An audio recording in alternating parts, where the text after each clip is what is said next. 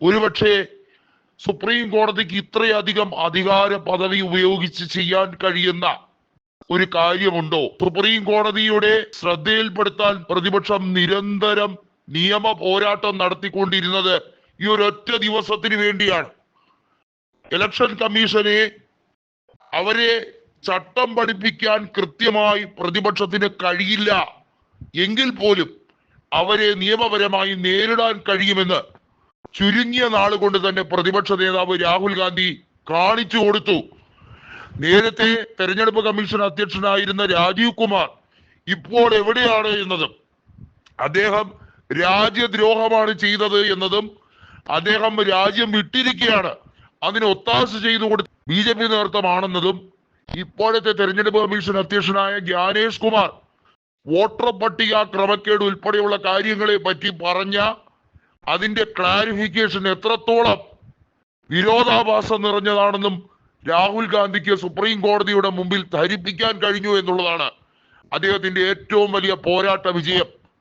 അതുകൊണ്ടാണ് സുപ്രീം കോടതി തെരഞ്ഞെടുപ്പ് കമ്മീഷന് ബദലായി ഒരു തീരുമാനം, പുതിയ ഒരു കമ്മീഷനെ, അതായത് പുതിയ ഒരു ഏജൻസിയെ തന്നെ ഏൽപ്പിക്കുന്ന രീതിയിലേക്ക് തീരുമാനമെടുക്കാൻ സുപ്രീം കോടതിയെ പ്രേരിപ്പിക്കുന്നത്.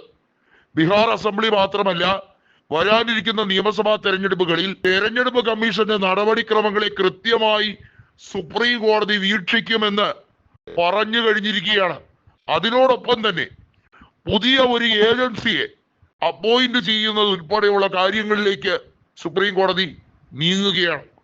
നമുക്കറിയാം, സുപ്രീം കോടതിയുടെ ചീഫ് ജസ്റ്റിസ് ആയ ജസ്റ്റിസ് BR ഗവായി കൂടി തെരഞ്ഞെടുപ്പ് കമ്മീഷനെ അപ്പോയിന്റ് ചെയ്യുന്ന ആ കമ്മിറ്റിയിൽ, പാനലിൽ അംഗമായിരിക്കുക എന്നത് കൂടിയാണ് പ്രതിപക്ഷ നേതാവ് ആവശ്യപ്പെട്ടിരിക്കുന്നത്. ജ്ഞാനേഷ് കുമാറിനെ നിയമിച്ചത് നരേന്ദ്രമോദിയും അമിത്ഷായും കൂടി എടുത്ത തീരുമാനമാണ്. അത് ജനാധിപത്യപരമായിരുന്നില്ല എന്ന് മാത്രമല്ല, രാഹുൽ ഗാന്ധിയുടെ വിശ്വാസ്യത പിടിച്ചു പറ്റിയല്ല അത് ചെയ്തത്. രാഹുൽ ഗാന്ധി ഏകപക്ഷീയമായി ഇറങ്ങിപ്പോയി. ഒന്ന് ആലോചിക്കണം, കോൺഗ്രസിന്റെയോ സമാജ്വാദി പാർട്ടിയുടെയോ ഒന്നും മാത്രം നേതാവല്ല, ഈ ഇന്ത്യ മുന്നണിയുടെ, ഇന്ത്യ ബ്ലോക്കിന്റെ മുഴുവൻ നടുനായകത്വം വഹിക്കുന്ന ഒരു വ്യക്തി കൂടിയാണ് രാഹുൽ ഗാന്ധി. അദ്ദേഹത്തിനെയാണ് കബളിപ്പിച്ച്, തെറ്റിദ്ധരിപ്പിച്ച് ഈ രാജ്യത്തെ മുഴുവൻ സംവിധാനങ്ങളെയും നോക്കുകുത്തിയാക്കി ജ്ഞാനേഷ് കുമാർ തെരഞ്ഞെടുപ്പുകൾ BJPക്ക് വേണ്ടി അട്ടിമറിച്ചു കൊടുക്കാൻ ശ്രമിച്ചുകൊണ്ടിരിക്കുന്നത്. അവിടെയാണ് ജ്ഞാനേഷ് കുമാറിനെ പൂട്ടിക്കെട്ടിയത്.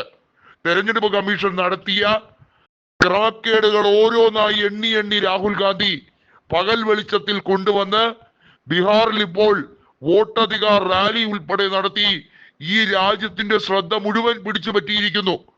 ഈ രാജ്യത്ത് നരേന്ദ്രമോദിയും അമിത്ഷായും കൂടി ചേർന്ന് വലിയ രീതിയിൽ മാനിപ്പുലേഷൻ ഉൾപ്പെടെ നടത്താൻ ശ്രമിക്കുമ്പോഴും രാഹുൽ ഗാന്ധി എന്ന വ്യക്തി പോർമുഖത്തിങ്ങനെ നിറഞ്ഞാടി നിൽക്കുകയാണ്.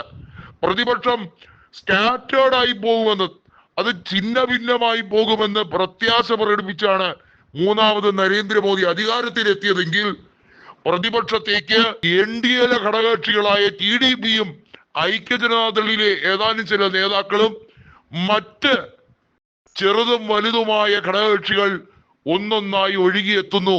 എന്താണ് കാരണം?